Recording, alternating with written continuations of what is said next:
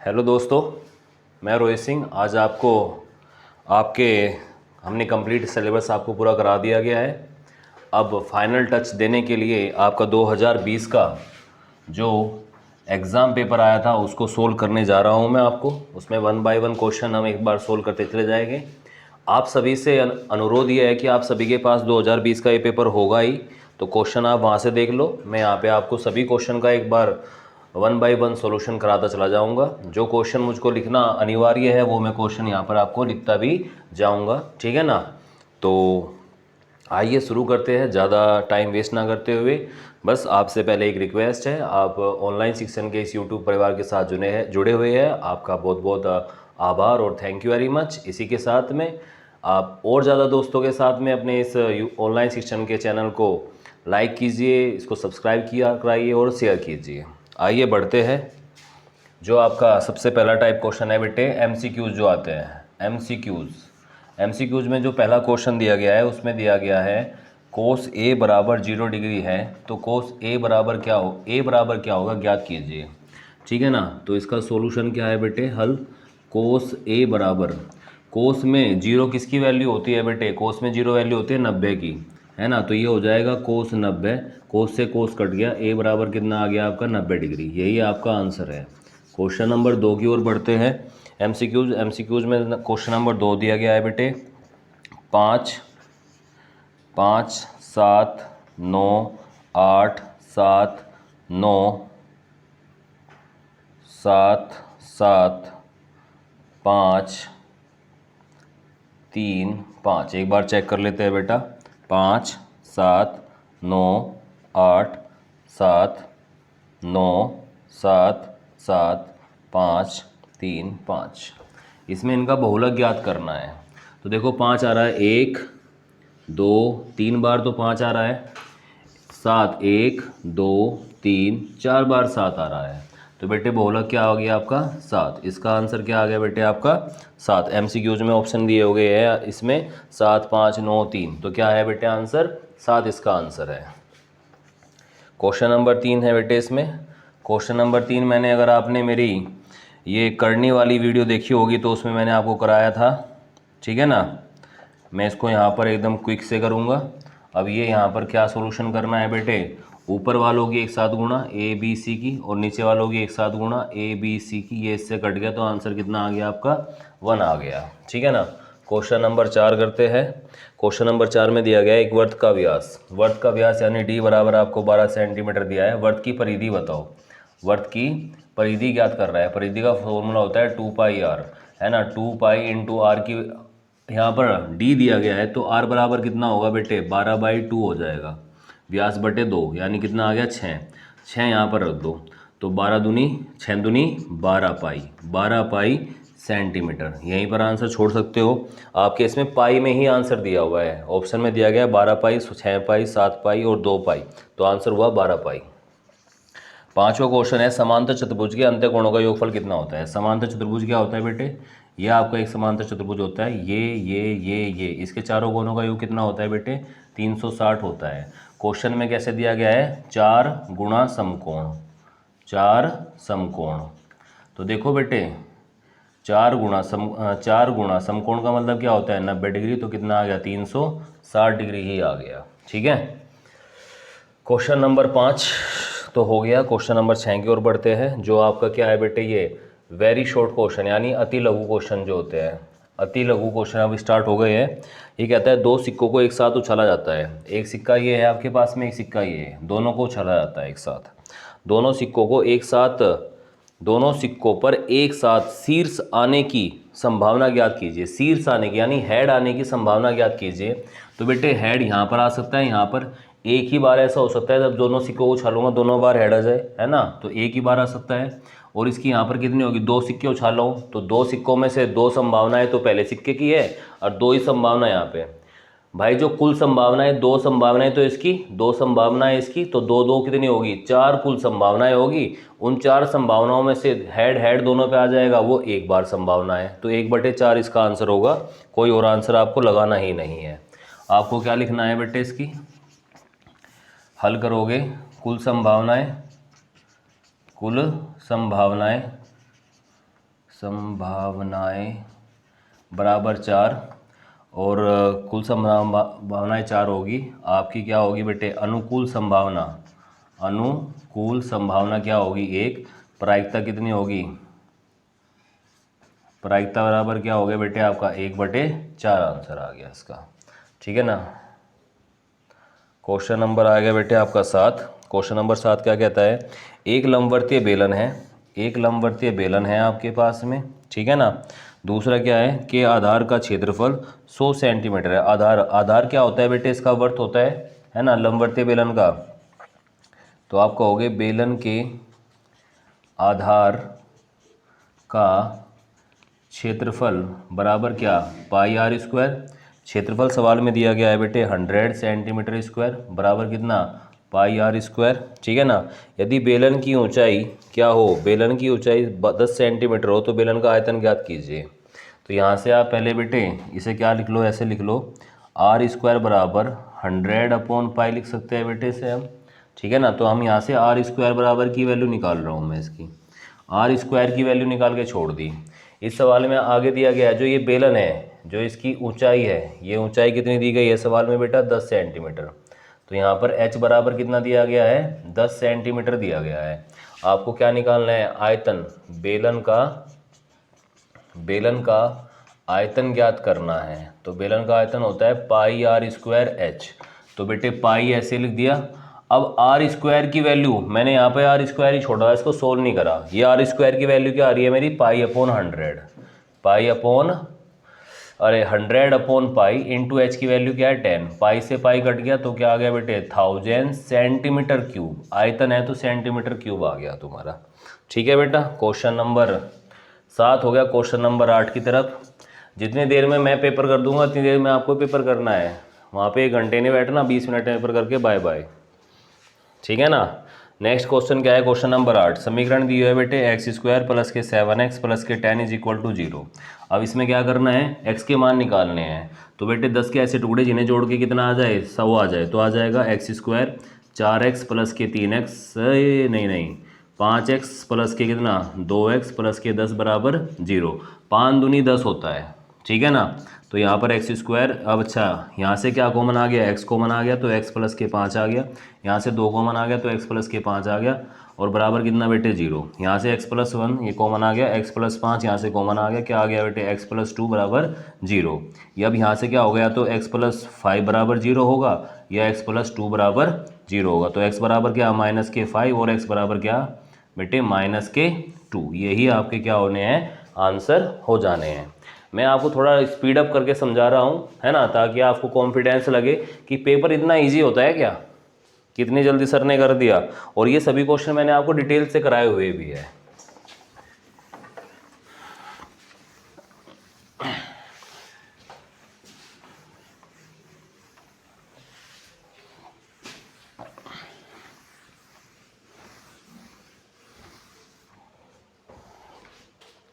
Question number किस पे आगे बेटे हम, क्वेश्चन नंबर आ गए 9 पे। क्वेश्चन नंबर 9 अति लघु क्वेश्चन है बेटे, 2020 का हमारा ये चल रहा है पेपर। ठीक है ना। क्वेश्चन नंबर 9 में दिया गया है एक वर्त की त्रिज्या दूसरे वर्त की त्रिज्या की 4 गुनी है। तो आपने मान लिया r1 बराबर क्या है बेटे x और r2 बराबर क्या हो जाएगा बेटे 4x। अगर एक वर्त की त्रिज्या x है तो दूसरे वर्त की त्रिज्या क्या है बेटे 4x है, यानी 4 गुना है। तो दोनों वर्तों के क्षेत्रफल का अनुपात ज्ञात कीजिए। तो पहले वर्त का क्षेत्रफल a1 और दूसरे वर्त का क्षेत्रफल a2, ये अनुपात में आ गए। पहले वर्त का क्षेत्रफल क्या हो जाएगा बेटे पाई r1 का स्क्वायर, दूसरे वाले का पाई r2 का स्क्वायर। ये पाई से पाई कट गया। r1 की वैल्यू क्या है x, यानी x का स्क्वायर, पाई r2 की वैल्यू क्या है बेटे 4x का स्क्वायर। तो ये आया आपके पास स्क्वायर, ये क्या आया बेटे 16x स्क्वायर, x स्क्वायर से x स्क्वायर कट गया तो 1/16। तो a1 रेसो a2 बराबर क्या आया 1:16। ठीक है, ये आ गया बेटे। क्वेश्चन नंबर 10 क्या है, क्वेश्चन नंबर 10 एक चतुर्भुज है, एक चतुर्भुज ABCD एक चक्रीय चतुर्भुज है। चक्रीय चतुर्भुज क्या होता है, देखो बेटे ये आपका वर्त हुआ, ये ऐसे करके आपका ABCD एक चक्रीय चतुर्भुज दिया गया है ABCD। जिसमें ए बराबर कहा गया है बेटे 55 डिग्री, बी बराबर आपका कहा गया है बेटे कितना 60 डिग्री। तो सी और डी की वैल्यू पता करनी है, तो आप क्या कहोगे, एंगल बी जमा एंगल डी बराबर कितना 180 डिग्री, है ना। सम्मुख कोणों का योग 180 होता है, चक्रीय चतुर्भुज के सम्मुख कोणों का योग 180 होता है। तो बी की वैल्यू कितना बता बेटे 60 प्लस कितना डी बराबर कितना 180। तो एंगल डी बराबर कितना आ गया 180 माइनस 60 आ गया। तो एंगल डी बराबर कितना आया बेटे 120 डिग्री आ गया। एक आंसर आ गया। फिर मुझको सी निकालना है, तो सी को कैसे निकालेंगे, एंगल ए जमा एंगल सी बराबर कितना बेटे 180, है ना। 55 दिया हुआ है इसकी वैल्यू, एंगल सी बराबर कितना बेटे 180। एंगल सी बराबर कितना बेटे 180 माइनस 55, 180 में से 55 गए तो कितना बचा, 25 बचा ना 125 डिग्री। आंसर चेक करना हो, 55 80 हो गया, 60 और 120 180 हो गया। तो देखो ये मेरा कितना आया 125 आया, ये कितना आया था मेरे पास में 120 आया था, ये 180 ये 180 और चारों कोणों का योग कितना हो गया 360 हो गया। ठीक है ना।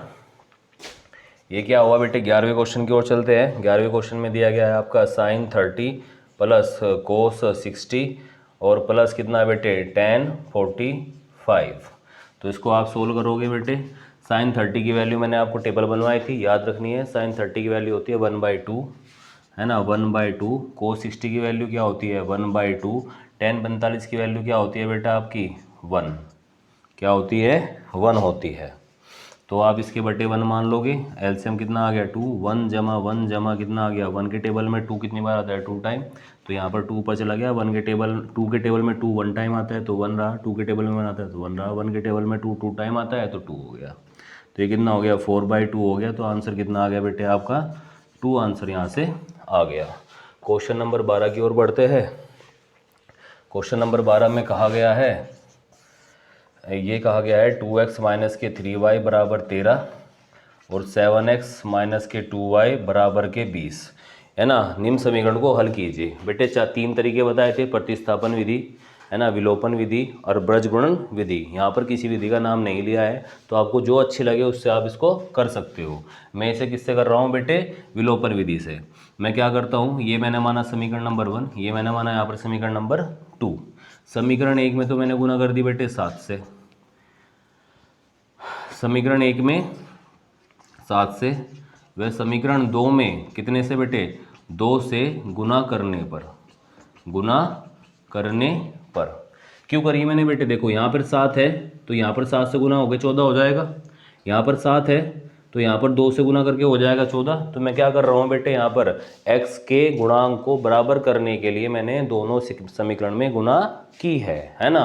यही तो विलोपन विधि होती थी कि किसी एक वेरिएबल की जो गुणांक है उसे बराबर करके एलिमिनेट कर दिया जाए। ठीक है ना, क्या कर दिया जाए, एलिमिनेट कर दिया जाए।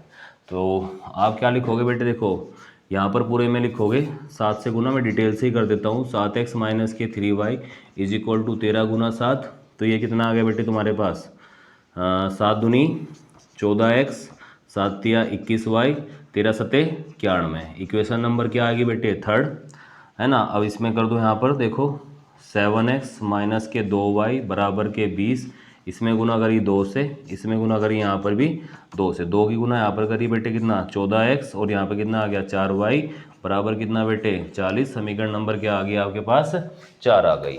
ठीक है ना।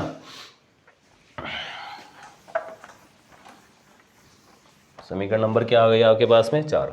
अब आप क्या लिखोगे, समीकरण 3 में से समीकरण 4 घटाने पर, समीकरण 3 में से समीकरण 4 घटाने पर। तो लिखो बेटे समीकरण 3 लिखो, 14x माइनस के 21y बराबर के 91, है ना। ये लिखो 14x माइनस के 4y बराबर 40 घटाने पर। तो यहाँ घटाने का साइन लगा दो बेटे बड़ा सा। ये प्लस का है तो ये माइनस का हो जाएगा, ये माइनस का है प्लस का हो जाएगा, ये प्लस का है ये माइनस का। प्लस के 14 में से माइनस के 14 गए, कट के क्या आ गया 0 आ गया, लिखने की जरूरत नहीं है। यहाँ माइनस के 21 है, प्लस के 4 है, माइनस के ज़्यादा है पर माइनस ही होगा, आंसर में माइनस आएगा। 21 में 4 गए बेटे कितना बचे 17y। 51 में से 40 गए तो कितना बचा, 1 में से 0 गई 1 और ये कितना बचा 51। 17 तिया 51, 3 बार कट गया तो y बराबर, ये माइनस भी इधर चले जाएगा तो y बराबर क्या आया बेटे, -3 आया। ये y का मान है ना, जहाँ भी आपका मन करे वहाँ पे रख दो, इस इक्वेशन में रख दो, इसमें रख दो, इसमें रख दो, इसमें रख दो, कहीं भी रख दो। मैं समीकरण 1 में रख देता हूँ। y का मान समीकरण 1 में रखने पर क्या है बेटे, 2x माइनस 3 इंटू माइनस के 3 इज इक्वल टू 13। ये माइनस के 2x कितना आया, माइनस माइनस प्लस, 3 तिया 9 बराबर कितना हुआ बेटे 13। ये 9 इधर जाके माइनस के 2x बराबर 13 माइनस 9 है ना, 2x बराबर कितना बेटे 4, 2 से कट गया 4 2 टाइम तो x बराबर कितना आया 2। x की वैल्यू 2, y की value -3। This is the solution of this question, है ना। हुआ क्वेश्चन बेटे ये भी बहुत अच्छे, जल्दी से आप कॉपी कर लो इस सभी को। कर लिया, मिटा दे, ठीक है।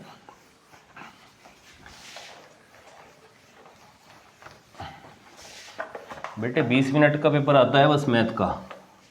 अगर आपने अच्छे से पढ़ा है, जितना हमने पढ़ाया है, तो 20 मिनट का ही पेपर आता है, ज़्यादा का पेपर है होगा ही नहीं कभी।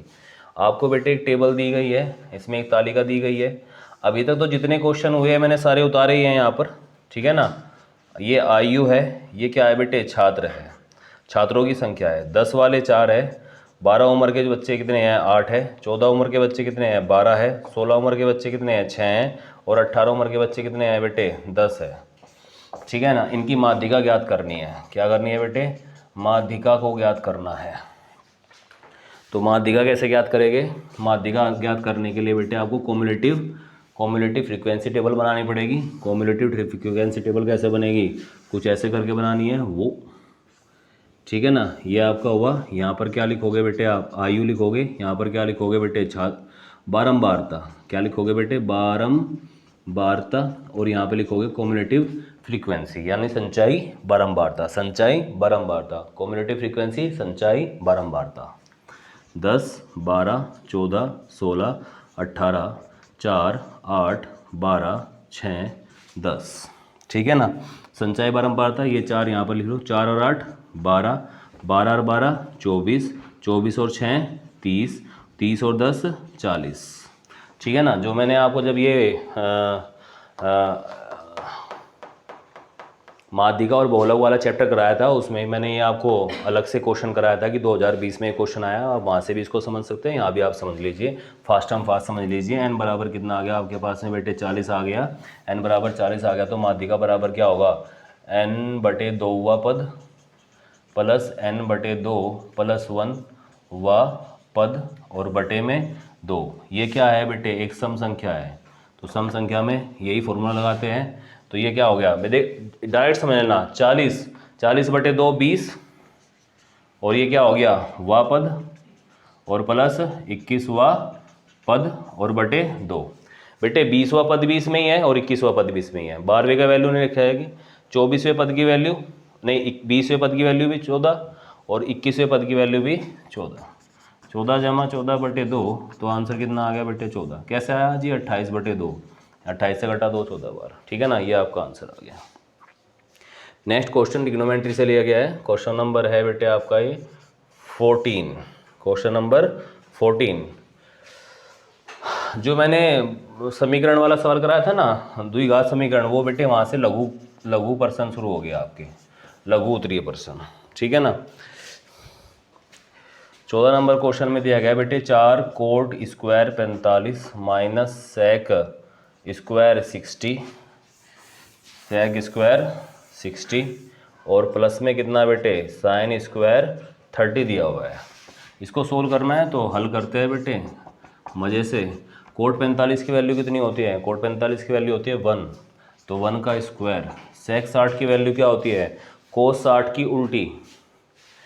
बेटे जो कोस 60 होता है उसकी उल्टी कर दो, वक्त दो, ठीक है ना।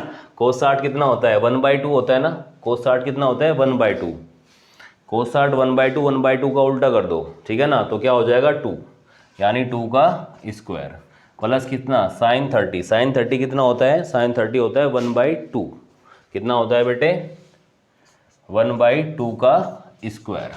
तो ये आपके पास में आ गया 4, ये भी 4 आया और प्लस में कितना आया 1/2, ये इससे कट गया तो आंसर कितना आ गया बेटे आपका 1/2 is the correct answer of this question. जल्दी से आप कॉपी कर लीजिए, मैं मिटो रहा हूँ।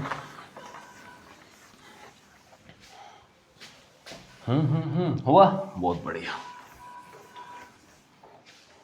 नेक्स्ट क्वेश्चन है बेटे, क्वेश्चन नंबर आपका 15।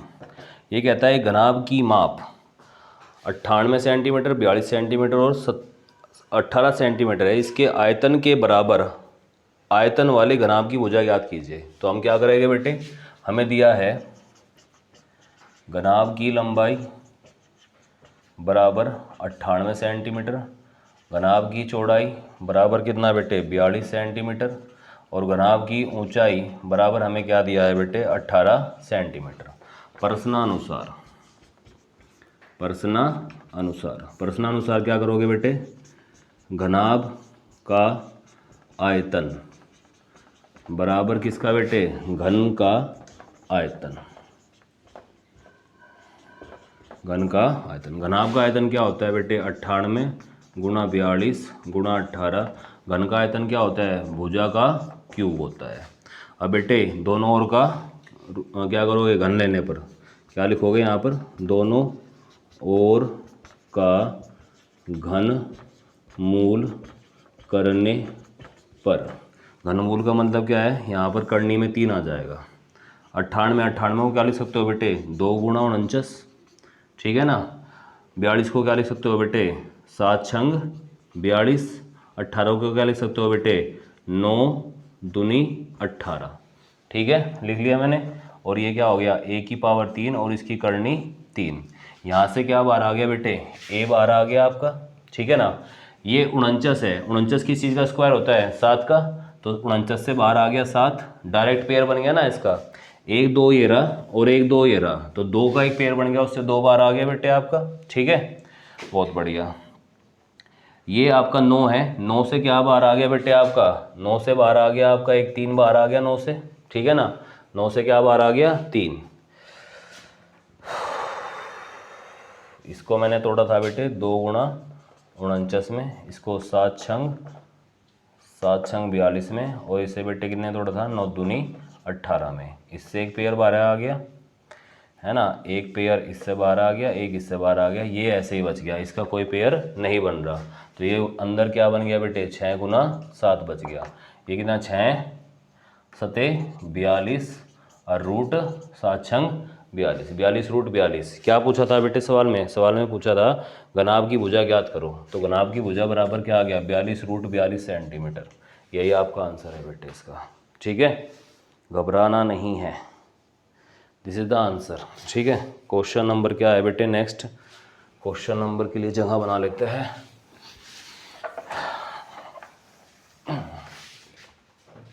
क्वेश्चन नंबर कौन सा बेटे आपका 16 है। क्वेश्चन नंबर 16 ये कहता है निम्न चित्र में, चित्र दिया गया है बेटे आपका, चित्र बना लेते हैं। ये आपका एक चित्र है, ये एक लाइन ऐसे, एक लाइन ऐसे, एक लाइन ऐसे, ये आपका चक्रीय चतुर्भुज बन गया। ये एंगल 30 दिया गया है, ये एंगल 40 दिया गया है, ये C है, ये A है, ये D है और ये B है। क्या पूछा है, ये पूरा एंगल बताओ, है ना, हाँ हाँ हाँ हाँ हाँ, C और ये पूरा एंगल बताओ क्या होगा, ठीक है ना। तो बहुत आसानी से सवाल हो जाएगा। देखो बेटे ये इसका क्या है, केंद्र दिया हुआ है यहाँ पर, तो ये अर्धवर्त में स्थित कोण हो गया 90 डिग्री, ये भी व्यास है तो ये कोण भी अर्धवर्त में स्थित हो गया। ये इतने एंगल को आप x मान लो, इतने एंगल को आप क्या मान लो बेटे y मान लो, ठीक है ना। तो यहाँ से क्या होता है, किसी भी चक्रीय चतुर्भुज के आसन कोणों का योग कितना होता है, सभी कोणों का अंत्य कोणों का योग कितना होता है 360, यानी एंगल A जमा एंगल B जमा एंगल D जमा एंगल C बराबर कितना बेटे है 360। ऐसी गलती नहीं करने की। तो बेटे A बराबर कितना है, A बराबर आपके 30 + x डिग्री, B बराबर कितना है, B बराबर है बेटे 40 + y डिग्री, 40 + y डिग्री। चलो ऐसे भी नहीं करते, पूरा नहीं करते।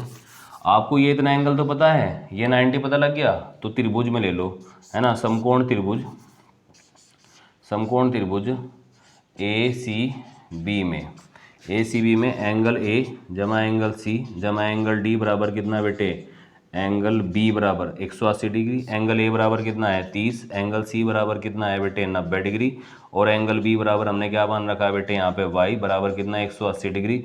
90 और ये कितना हो गया 120 जमा वाई बराबर कितना 120 डिग्री 180 डिग्री, वाई डिग्री बराबर कितना 180 माइनस 120 बराबर कितना आ गया 60 डिग्री। ये मेरे पास आ गया 60 डिग्री आंसर, वाई निकल गया। इसी तरह से यहाँ पर समकोण त्रिभुज में लोगे आप बेटे, है ना, इस समकोण त्रिभुज में लोगे ये 40 पता है यहाँ पे आपको, 40 जमा 90 और जमा कितना x बराबर इतने, तो ये कितना आ गया बेटे 130 आ गया। 130 जमा x डिग्री बराबर कितना 180 डिग्री, ये डिग्री का साइन जरूर लगाना इस पर। x डिग्री बराबर कितना 180 माइनस 130, तो x डिग्री बराबर कितना आ गया बेटे आपके पास में 50 डिग्री आंसर आ गया। दोनों आंसर आपके आगे। जब मैंने चक्रीय चतुर्भुज की एक्सरसाइज कराई थी उसमें भी इसका मैंने सॉल्यूशन कराया था आपको बताकर कि 2020 में क्वेश्चन आया हुआ है। आप उस वीडियो को भी जरूर देखना और चक्रीय चतुर्भुज के सभी कंसेप्ट समझना वहाँ पर अच्छे से। चक्रीय चतुर्भुज की तो मैंने गारंटी ली हुई है आपसे।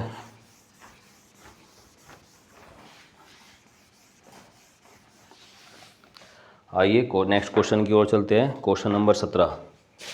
क्वेश्चन नंबर 17 कहता है 2 अंकों की एक संख्या का योगफल 12 है, ठीक है ना। तो बेटे माना जब 2 अंकों की एक संख्या बनती है तो 2 अंकों की जो संख्या होती है जैसे 12 है, ठीक है ना, तो ये क्या होता है बेटे, ये इकाई का अंक होता है और ये क्या होता है दाही का अंक होता है, ठीक है ना। तो इकाई के अंक में हम क्या करते हैं, यानी 2 गुना 1 करके हमारे पास 2 बना, ठीक है ना।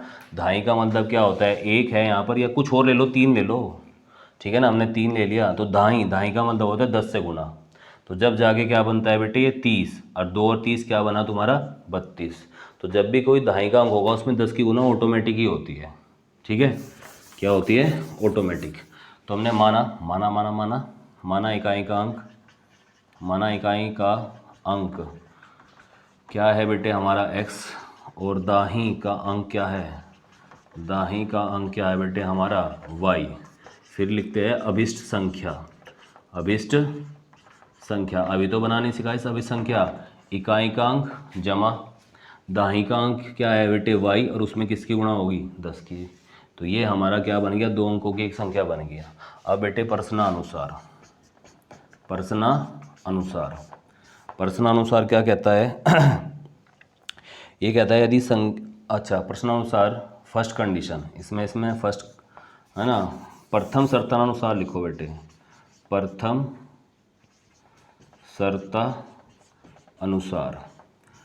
शर्तानुसार दोनों अंकों का जो योगफल है बेटे वो कितना दे रखा है इसने, वो 12 दे रखा है। समीकरण नंबर 1 बन गया हमारे पास में, ठीक है ना। ये दो चरों वाली रैखिक समीकरण का लैंग्वेज क्वेश्चन है, ठीक है। दूसरा इसमें द्वितीय कंडीशन अनुसार, द्वितीय शर्त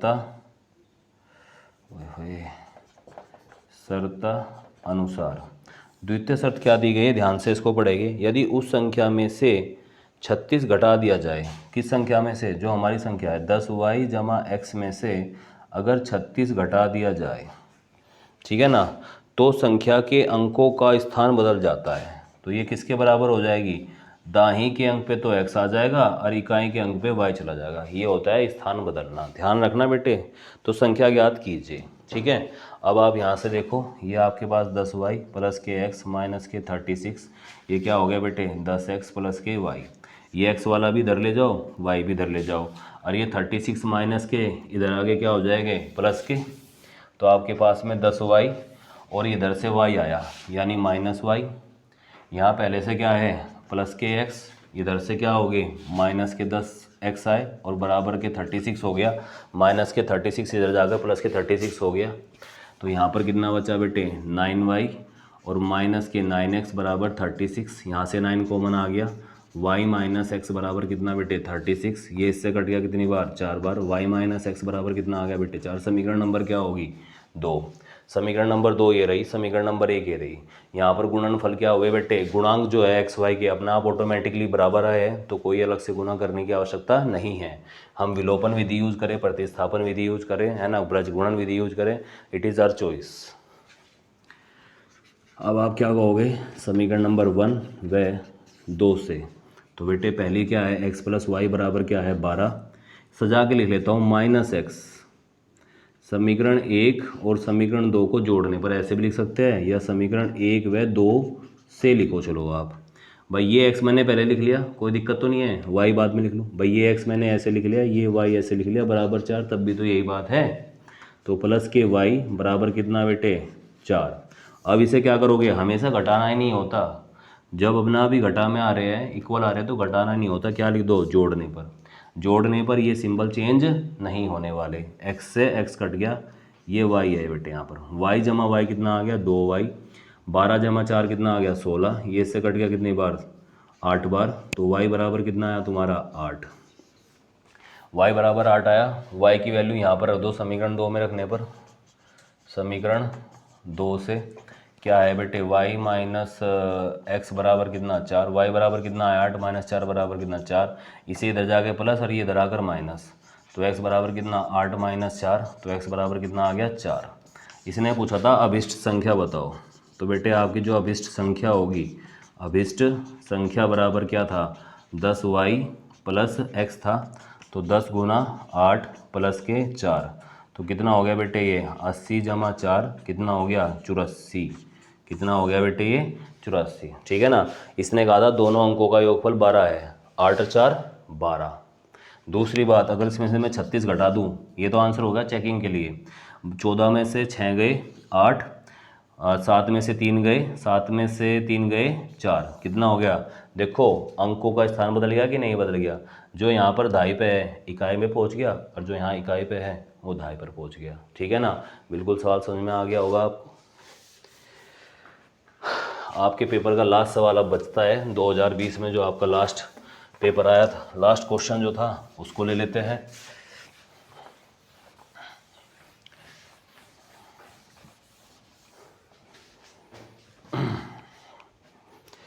अट्ठारहवां क्वेश्चन बेटे दिया गया है, 3 मीटर व्यास का 14 मीटर गहरा एक कुआं है। तो बेटे जो कुआं होता है वो बेलनाकार होता है, बस यही इसका कंसेप्ट का था, है ना। अब ये 3 सेंटीमीटर क्या है बेटे इसकी 3 सेंटीमीटर व्यास वाला, यानी यहाँ से लेकर यहाँ तक कितना दिया गया है बेटे 3 मीटर, और गहराई कितनी दी गई है इसकी बेटे, गहराई दी गई 14 मीटर, यानी यहाँ से लेकर यहाँ तक दिया गया है 14 मीटर। h बराबर 14, h बराबर कितना हो गया बेटे 14 मीटर, d बराबर कितना दिया गया है 3 मीटर, r बराबर क्या हो जाएगा d/2, यानी 3/2, यानी कितना 1.5 मीटर।